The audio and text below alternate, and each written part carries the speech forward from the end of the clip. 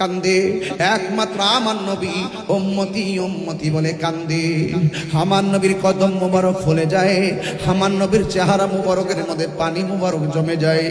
দুনিয়ার জমিনে নবী সেজদায় পড়ে এমন কান্না কাঁদছে, আমার নবীর কদম মুবারক গুলা ফুলে গেছে।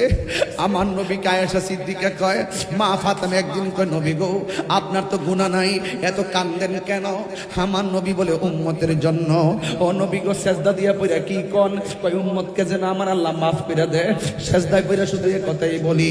আমার নবী পাথর আঘাত খাইয়া সেজদার মধ্যে পড়া উম্মতি উম্মতি বলে কান্দে। আর জিবরাইল আলাইহিস সালাম তায়েফের জমিনে আমার নবীর কাছে আইসা আমার নবীর ডাক দিয়া কি, ইয়া রাসূলুল্লাহ, আল্লাহ আপনাকে কালিমুল্লাহ বলে নাই, আল্লাহ আপনাকে নাজিউল্লাহ বলে নাই, আল্লাহ আপনাকে খলিফাতুল্লাহ বলে নাই, আল্লাহ আপনাকে রূহুল্লাহ বলে নাই, আল্লাহ আপনাকে নাজিউল্লাহ বলে নাই, আল্লাহ আপনাকে সফিউল্লাহ বলে নাই, আল্লাহ আপনাকে হাবিবুল্লাহ বলেছেন। ইয়া রাসূলুল্লাহ, ইয়া হাবিবাল্লাহ, নবী গো আমি জিবরাইল আপনার কাছে ওহী নিয়ে আসি, আর আমার সামনে আপনাকে পাথর মারে তাকদা তাকদা যুবকের দলে, আমার সহ্য হয় না। ইয়া রাসূলুল্লাহ একটাবার অনুমতি দেন, তায়েফের পাথরগুলা উল্টাইয়া কাফেরগুলোকে মাটির সঙ্গে মিশাইয়া ফেলায়। আমার নবী ডাক দিয়ে গো জিবরাইল, তুমি যদি এদেরকে পাথরের চাপা দিয়া শেষ করে ফেলো, আমি দিনের দাওয়াত দিব কার কাছে?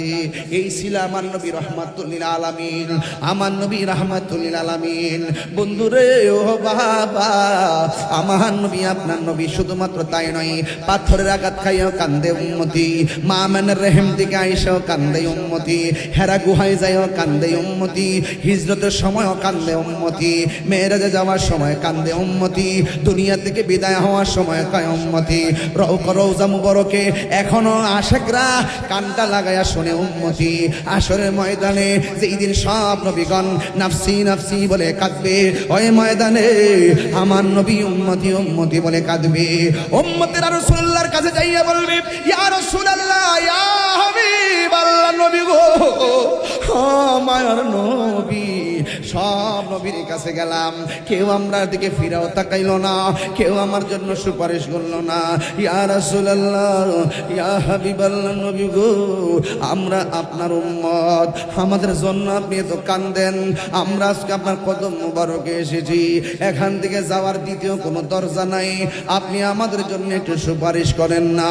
আমার নবী মাথা মুবারকটা তুলবে না, শুধুমাত্র উম্মতি উম্মতি বলে কান্দে। আল্লাহ যখন দেখবেন নবী উম্মতকে পাইয়াও মাথা মুবারক তুলে না, আল্লাহ সেই দিন কাহার হবে, সেই দিন নবী সেজদায় পড়ে থাকবেন, কাহারও কথা শুনবে না, আমার নবী উঠবে না, উম্মত কান্নাও শুনে না।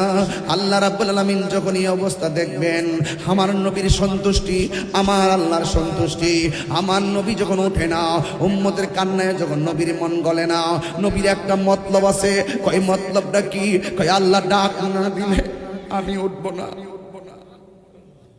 আমার আল্লাহ ডাক না দিলে আমি উঠবো না। আমার নবী সাজদার মধ্যে পড়ে রইছে, আল্লাহ তো কাহার ডাক দিবনি, আরে দিব না কেন? আল্লাহ কই, ও বন্ধু, কার গুনাহ কত আমি আল্লাহ জানি, কার বদি কত আমি আল্লাহ এটাও জানি।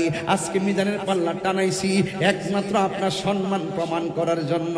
আমি আপনাকে কত ভালোবাসি, আমি ইচ্ছা করলে ডাইরেক্ট বান্দারে দোজখে দিতে পারি, আবার ইচ্ছা করলে ডাইরেক্ট বেহেশতে দিতে পারি। এরপর আমি পাল্লা টানাইলাম কেন? একটা মাত্র কারণ, আপনার সম্মান প্রমাণ করার জন্য। ইয়া রাসূলুল্লাহ, ইয়া মুহাম্মদ ইরফা রাসাকা, বন্ধু গো আপনার মাথা মুবারকটা তুলেন, ওয়াসাল আপনি চান, তুলতা আমি আপনাকে দিব, ওয়াসফা সুপারিশ করেন, তো সব আপনার সুপারিশ গ্রহণ করা হবে। আল্লাহ যখন ডাক দিবে, ইয়া রাসূলুল্লাহ, জীবনে অনেক আপনারে কান্দাইছি, আজকে হাসরের ময়দানে কান্নার নয়, আপনার মাথা মুবারকটা তুলুন। আমার নবী এমন ভাবে মাথা মুবারকটা তুলবেন।